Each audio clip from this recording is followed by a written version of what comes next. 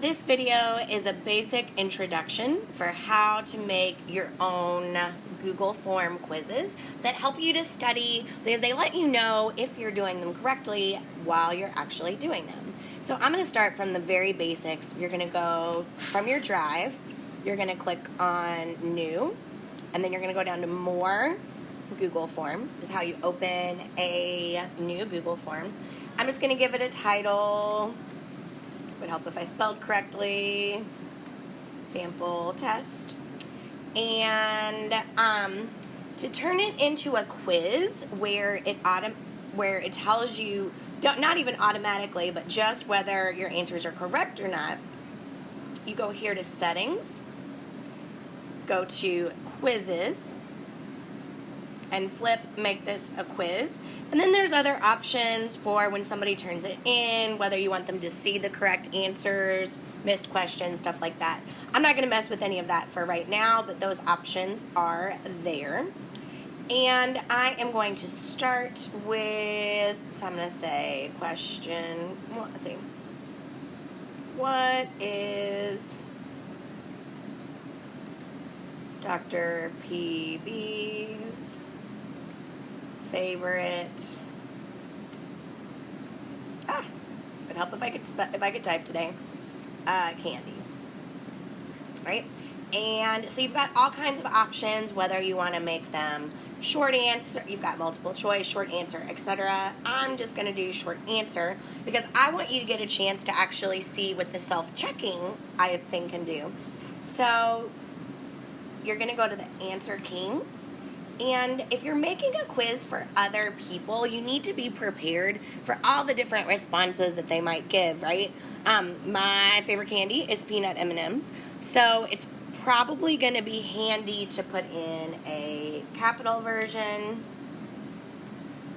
So you have to prepare for the idea that some people are going to spell it differently. So there's like the capital version.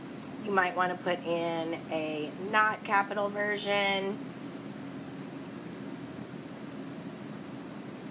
etc. And then you click mark all the other answers incorrect, and you need to assign it points if you want to assign it a point. And then you click done. Right? So when somebody goes to take the quiz, I'm going to click preview. Let's say I put in a Mars bar. Submit. View the score. It tells me, obviously, that I got it incorrect. Sometimes that's not so handy, though, right? If you, especially, I'm a math teacher, we make a lot of mistakes when we're doing math, when we're first learning how to do it. So it's frequently helpful for you to know whether or not you're doing the question correctly at the time that you're doing it before you actually submit it. And that is where this handy-dandy little tool comes in. So I'm going to go back. And I'm going to put a different question in here now. I'm going to use one from math. Solve the equation. And if you're making yourself a math practice page, sometimes it's really hard to put in those equations and stuff. So what I recommend is I take screenshots. I'm going to show you that. I take screenshots of all of the math problems that I'm getting ready to put into the practice page, so that way all I have to do is input the picture, and then I don't have to worry about typing all those equations. So the way that you add a picture is by typing this little icon right here, the image icon. And then it lets you upload any screenshot from your computer. So in case if you don't know how to do a screenshot, I am going to add some other materials because it is kind of based on your particular computer. But I'm happy to help you as you're working through this to figure out exactly how you would get those pictures.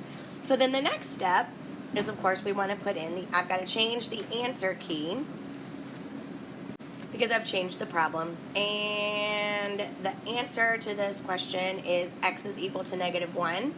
It's helpful to give some kind of directions.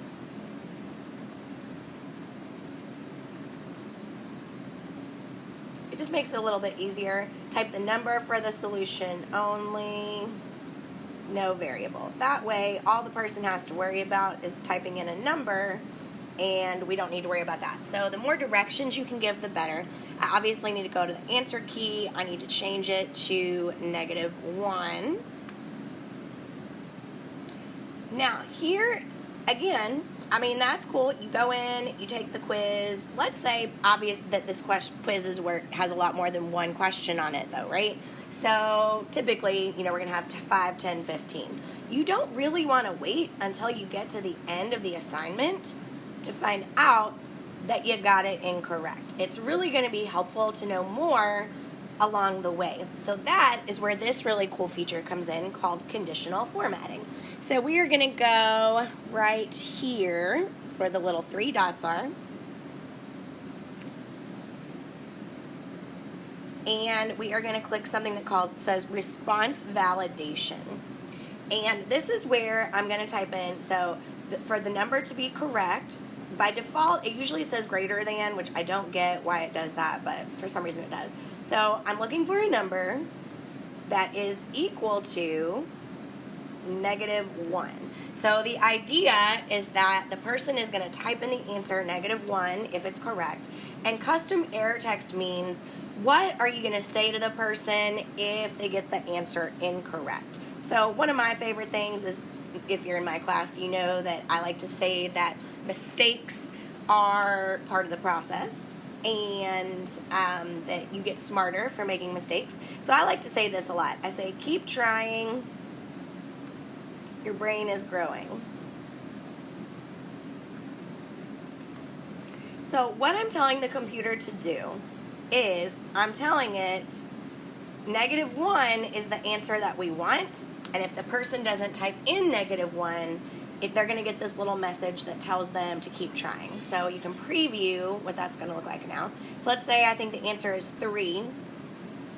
I try to submit, and it says, keep trying, your brain is growing. So it lets you know right then and there, before you've gotten through the whole set of practice problems, whether or not you're doing it correctly as you go. And of course, as a math teacher, that's what I use it for the most, but this has great applications for anything.